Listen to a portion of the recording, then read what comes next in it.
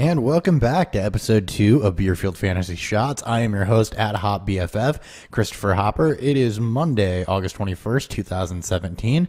The Giants-Browns preseason games just wrapped up. So as always, as for the last 2 days and always going forward, I'm here to bring you your daily dose of news, game recaps, and whatever else we feel like talking about as a subsidiary of the Beerfield Fantasy Football Podcast.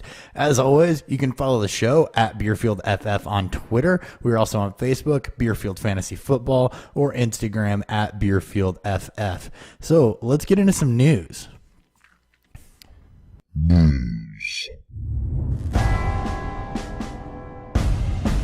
Odell Beckham Jr. left tonight's preseason game after taking a low hit. The Giants later reported he suffered a sprained ankle and will undergo further testing once back in New York. The initial fear here was that it was a knee injury, especially after he collapsed in the hallway. However, it doesn't look like it's going to be that serious.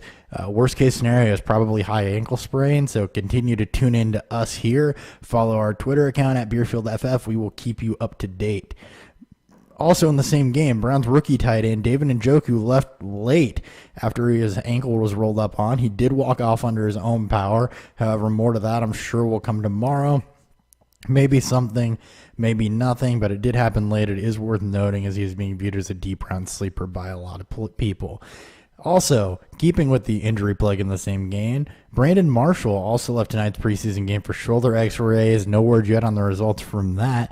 If Beckham or Marshall miss time for any extended amount, though, that shoots Sterling Shepard back up and is a little bump to Evan Ingram as well. Moving away from tonight's preseason games, the Broncos have named Trevor Siemian the starting quarterback after he beat out Paxton Lynch for a second year in a row. Per 104.3, the fans, Brandon Stokely. This absolutely needed to happen. My observation of watching the Broncos in 2 preseason games is the offense just ran much better with Trevor Siemian. Paxton Lynch just looked all sorts of out of sync. So buy your Emmanuel Sanders, Demaryius Thomas shares. They should both be solid and safe this year. Moving on to the Jacksonville Jaguars, Leonard Fournette and Marquise Lee have both been ruled out of Thursday's preseason game. Marquise Lee is likely still recovering from what looked to be a horrific injury, which thankfully wasn't as bad. Leonard Fournette, I'm assuming the team is just keeping in bubble wrap as they want him for the long haul. Don't want to risk getting him hurt in preseason or making that foot injury any worse. Moving on to the Eagles, according to NJ.com's Matt Lombardo, LeGarrette Blount has dealt with weight issues in camp and is disappointed in practice. This follows up yesterday's report that he may be a surprise cut. And Philly Voice's Jimmy Kempski suggests that Wendell Smallwood could win the starting running back job. So things are not looking up for Blount. Temper your expectations as you're drafting there. Smallwood may be a deep stash. Also, Darren Sproles should have some safe value as the pass catcher. The Seahawks have required tackle Max Tobin from the Eagles, speaking of the Eagles, to bolster their offensive line. They lost an offensive lineman to an ACL tear earlier in the year. They need all the help they can get there as the running game last year was terrible, and this year does not figure to be much better. On to the Cardinals. John Brown has returned to practice with the Arizona Cardinals, so he's got an uphill battle to regain that number 2 spot. Right now it is a wide open job. If he can get on the field and play, he does have a chance to retain that, but right now it appears that Jaron Brown has the upper hand. We really like John Brown here on the show. We hope that he can get back on the field and play, but things have not gone well with that sickle cell trait. In Denver, Jamal Charles will reportedly play a lot in the Broncos' 3rd preseason game. This could likely determine his fate with the team, per NFL Network's James Palmer. Jamal Charles has yet to see preseason action, so it'll be interesting to see how he's recovered from that knee injury, how he looks on tape, and if Denver decides they want to keep him, especially with the emergence of D'Angelo Henderson. The Texans coach Bill O'Brien says 3rd-round running back Deonta Foreman is still a long way off. He has flashed a little bit, but the team is apparently not impressed. Not that any of the Texans running backs have necessarily been impressive. So Lamar Miller, unfortunately, is safe for now. I don't know how long that'll last, but there's nothing inspiring in that Texans backfield. The Lions' Eric Ebron is still missing time at practice with a hamstring injury. Stop me if you've heard this one before. Nothing new with Eric Ebron being injured. It's always his breakout year, and he always manages to get hurt. So keep your finger on the pulse of this situation. As of right now, just a whole lot of the same, and buyer beware. Cam Newton was throwing in team drills at Monday's practice to suggest he should probably start Wednesday's preseason game. We have not seen him yet, so I'll be interested to see how he comes along and get a first look at him trying to rebound from that horrendous year last year. Don't expect the MVP season again. Don't even expect the Rookie of the Year season again. But expect a little bit of a bounce back, but it'll be good to see him on the field. Back to the Texans, DeAndre Hopkins has not practiced since August 9th due to a hand injury, per Sarah Barshop of ESPN.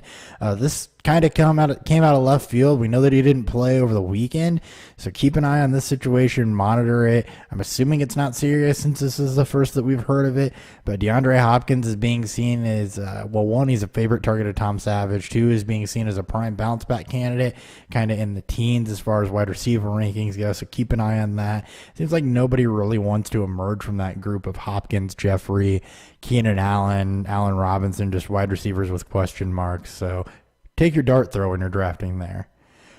Per Ryan O'Halloran of the Florida Times-Union, an unidentified teammate of Blake Bortles and Chad Henne, said that the two quarterbacks are splitting reps at Jags camp almost evenly. Not a shock here as they continue to battle it out for the quarterback job. There's another report that says that Doug Marrone is not going to name the starting quarterback until the 11th hour, so keep an eye on preseason games. Bortles has flashed probably more over his career than Henne has, but we'll see which way they decide to go. For the Seahawks, Pete Carroll hopes CJ Prosise will be able to go for Friday's preseason game. He's practicing and reportedly just tightened up in pregame over the weekend before their last game. So hopefully CJ Prosise gets back on the field. He is the safest back to own in Seattle, so we don't want to see him hurt or missing time as Eddie Lacy, Chris Carson, the ghost of running backs past, whoever, Justin Forsett, etc., battle it out for kind of the top gig there. Isaiah Crowell missed tonight's preseason game with a groin injury, also another situation to monitor. Duke Johnson did look good in fill-in duty. Crowell's got a lot of hype coming out of camp, though, so hopefully that is not serious. Expecting this is a lot like Leonard Fournette, where they're just trying to keep him bubble-wrapped. And finally, the last bit of news we got to get to. Rich Cimini reports that Josh McCown is expected to be named the Jets starting quarterback when Todd Bowles makes his decision on Monday. This is the only one that makes sense. Christian Hackenberg looked lethargic out there. He got bowled over, just didn't look like he belonged in an NFL game, let alone a YMCA game. Or a YMCA game, let alone an NFL game. It helps fucking phrase things right. And Bryce Petty, while better, still was uninspiring. So this at least gives Robbie Anderson and ASJ some relevance and maybe a semblance of a passing game account as a veteran who has shown that he can get it done. That's all the news that we got for you today. As always, stay tuned for more shots as we're going to put these out every day as a way to get news faster. And check out the podcast. Links are in the description section as we will go more in depth than just these little quick hits on some of these situations and what it means for other players and rankings and all of that fun stuff. Ugh. What the hell happened?